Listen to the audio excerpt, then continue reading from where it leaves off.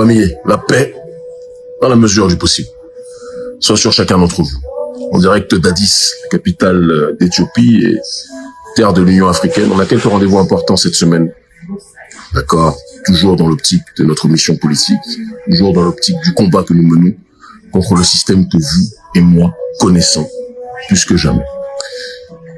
Pour message aujourd'hui, en direct du restaurant, pour vous demander la sapience. Demander plus que jamais l'espérance. Demander à chacun d'entre nous de demeurer plus que jamais mobilisé, parce que je le dis et je le répète depuis un certain nombre de mois, 2026, c'est l'année ultime de décision. Dans notre pays, le Bénin, mais je parle en réalité pour toutes les oppositions, parce que celui qui est opposant contre un régime tyrannique dans son pays finit par être solidaire de tous ceux qui sont ostracisés, de tous ceux qui sont exclus dans leur propre pays. Et le problème, c'est qu'en Afrique, être opposant est sans doute la voie politique la plus risquée. Il est toujours conseillé de mendier dans la main du tyran plutôt que d'oser pouvoir se dresser contre la tyrannie. Mais moi, je fais partie de ceux qui n'ont jamais accepté l'injustice lorsque j'étais dans la diaspora, et je l'accepte tout aussi peu quand je suis sur le continent africain. Je pourrais vivre ma vie, bien vivre tranquillement et m'occuper uniquement de ma situation, mais ça ne m'intéresse pas de profiter dans une logique individualiste de la vie, sans être dans une démarche de faire en sorte que la justice puisse être opérationnelle pour le plus grand nombre.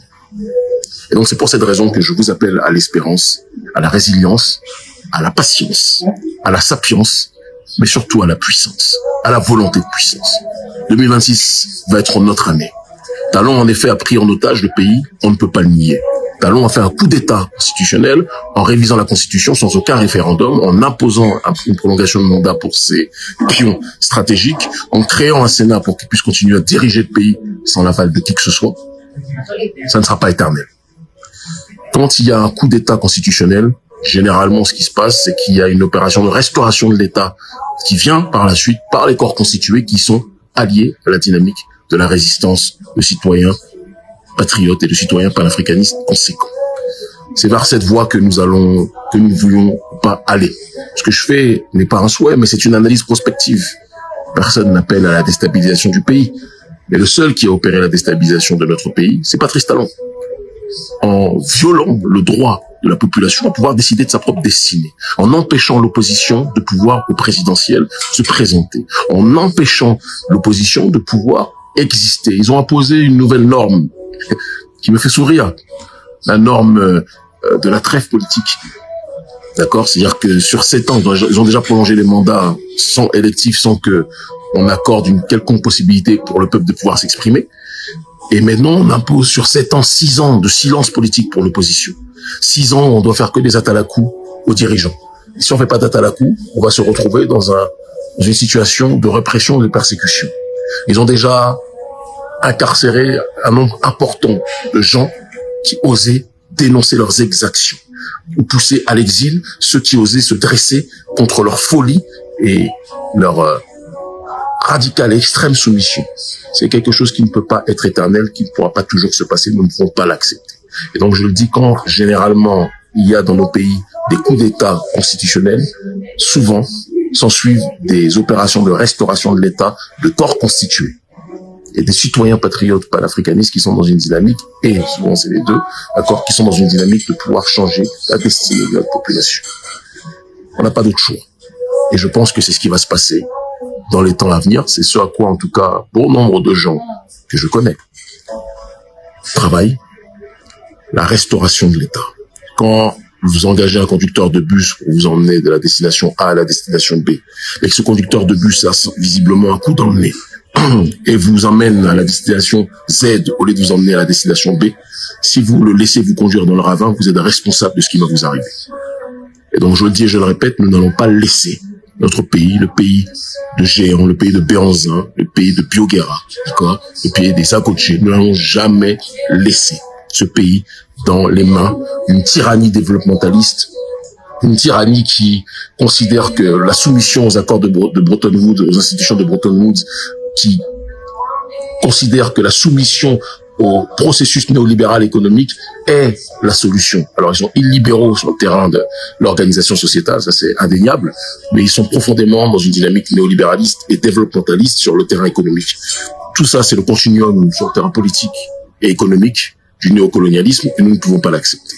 Nous pensons qu'il y a des voies endogènes, quand moi je parle de l'endosolidarisme, qui poussent justement la population à agir dans un cadre de communautalisme en tant que tel, de solidarisme, renforcement des acquis et l'effacement le plus possible des grands gaps qui existent entre les diverses classes sociales, les différentes injustices sociales. Il y a un travail à faire sur ce terrain. Nos prédécesseurs aînés l'ont fait, mais toujours trop marqué à l'époque par le communisme soviétique qui est ancré dans le matérialisme scientifique, mais qui n'est pas dans une démarche malheureusement d'être en adaptation avec l'ontologie africaine. Nous, c'est ce sur quoi nous poussons, être dans une logique d'ancrer ce système économique en le reliant plus que jamais à la psychologie, au psyché des populations africaines. Et c'est dans ce cadre-là que nous pourrons, je pense, plus que jamais avancer. Et pour cela, on devra renverser la machine, faire en sorte que des dirigeants qui sont mal élus, parce que c'est ce qui se passe en réalité, je ne veux même pas rappeler que Talon en réalité n'a jamais été élu directement, hein. C'est important qu'on le dise. Quand il gagne les présidentielles en 2016, c'est pas Patrice Talon qui a gagné les élections. Au départ, c'est Sébastien Adjavon qui est arrivé devant lui. Ils se sont arrangés entre eux pour que Talon puisse passer devant.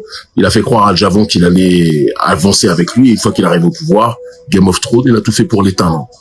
En mafia, ils se connaissent et ils savent comment ils s'organisent, surtout Talon qui est le chef de la mafia béninoise numéro 1, c'est le cas de le dire, personne ne peut le nier. Et après, lors du prochain scrutin, du scrutin qui a eu lieu en 2021, il n'a même pas permis à l'opposition de pouvoir se présenter. Et on se retrouve toujours dans cette situation. Talon a peur de l'opposition parce qu'il a peur d'être jugé sur son bilan. Il est très conscient que la population n'est pas contente de ce qui se passe. Et donc, quand quelqu'un empêche le peuple de pouvoir s'exprimer, quels sont les autres moyens qui existent, si ce n'est les opérations de restauration de l'État? Quand je dis restauration de l'État, vous comprenez très bien de quoi je parle. Et vous avez raison de comprendre. Parce que c'est la seule voie. C'est le seul moyen. C'est le seul chemin. Nous arriverons à destination. Nous n'avons pas d'autre solution. Je vous aime en crever. Je vous aime en perdre la raison. Ce que je dis là, le message de force que je donne à notre population au Bénin, je le donne en réalité pour toute opposition ostracisée dans son pays, qui ne comprend pas que le droit du peuple à pouvoir s'exprimer ne puisse pas être accepté, toléré. Je le dis et je le répète, tant qu'on est dans des régimes, a fortiori, qui sont soumis aux colons, moi je fais partie de ceux qui, quand Thomas Sankara dirigeait le pays, Sankara n'était pas un démocrate, mais c'était ce qu'on appelle un chef éclairé. Je crois en ça. Si vous refusez de vous soumettre au dictat de l'impérialisme, du néocolonialisme, mais que vous poussez les populations à aller vers la voie de la libération, il n'y a pas de problème. Mais lorsqu'on est dans des régimes colonisés et que certains veulent jouer les chefs éclairés, mais on ne peut pas être chef autocrate éclairé dans un système structurellement qui est soumis au dictat de l'étranger. On ne peut pas l'accepter. On a besoin de quelque chose qui libère et non pas de quelque chose qui aliène. Être étranger à soi-même, c'est être dirigé par autre chose que soi-même. Nous voulons des systèmes et des régimes désaliénants qui sont dans une logique de prôner la souveraineté populaire. D'accord? La démocratie est devenue aujourd'hui une marque déposée par le système occidental. Moi, ce qui m'intéresse, c'est la souveraineté du peuple. Le droit pour le peuple de pouvoir décider de sa propre destinée. D'accord? S'il ne se reconnaît pas dans un dirigeant, à un moment donné, il faut qu'il le fasse tomber. Et ça, c'est une réalité qui est partout. Si la majorité du peuple est dans une optique de soutenir son dirigeant, il n'y a pas de problème. Il se trouve qu'au Bénin, c'est pour ça que Talon fait ce qu'il fait vis-à-vis de l'opposition. Il est très conscient que nous autres membres du peuple, nous ne voulons plus son clan à la tête de l'État, que l'injustice sociale finit par asphyxier le pays. On ne peut pas l'accepter, on ne peut pas le tolérer. On fera en sorte que cette mascarade puisse cesser. Le Bénin libre ou la mort, nous vaincrons. L'Afrique libre ou la mort, nous vaincrons. Je vous aime, en perdre la raison. On est ensemble.